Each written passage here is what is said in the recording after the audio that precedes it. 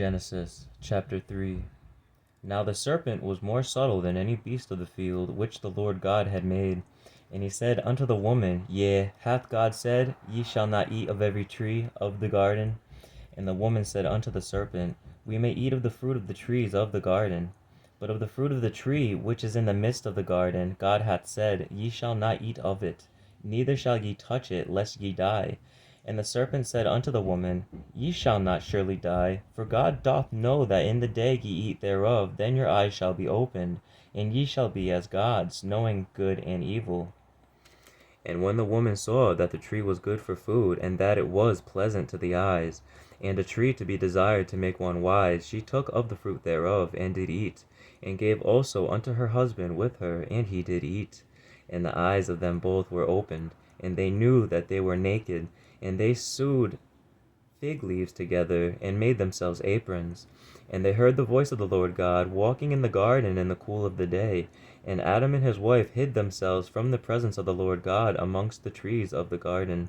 And the Lord God called unto Adam, and said unto him, Where art thou?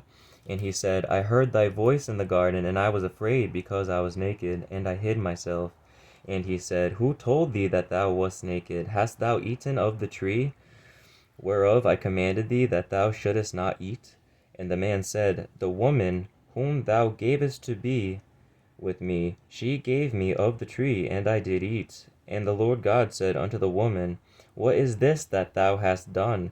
And the woman said, The serpent beguiled me, and I did eat. And the Lord God said unto the serpent, Because thou hast done this, thou art cursed above all cattle, and above every beast of the field. Upon thy belly shalt thou go, and dust shalt thou eat all the days of thy life. And I will put enmity between thee and the woman, and between thy seed and her seed. It shall bruise thy head, and thou shalt bruise his heel.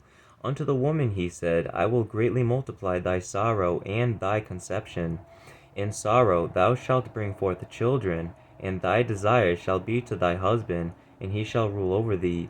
And unto Adam he said, Because thou hast hearkened unto the voice of thy wife, and hast eaten of the tree of which I commanded thee, saying, Thou shalt not eat of it. Cursed is the ground for thy sake, in sorrow shalt thou eat of it all the days of thy life. Thorns also and thistles shall it bring forth to thee, and thou shalt eat of the herb of the field. In the sweat of thy face shalt thou eat bread, till thou return unto the ground, for out of it wast thou taken. For dust thou art, and unto dust shalt thou return. And Adam called his wife's name Eve, because she was the mother of all living. Unto Adam also and to his wife did the Lord God make coats of skins, and clothe them. And the Lord God said, Behold, the man is become as one of us, to know good and evil. And now, lest he put forth his hand, and take also of the tree of life, and eat, and live forever. Therefore the Lord God sent him forth from the garden of Eden, to till the ground from whence he was taken. So he drove out the man, and he placed at the east of the garden of Eden cherubims, and a flaming sword, which turned every way, to keep the way of the tree of life.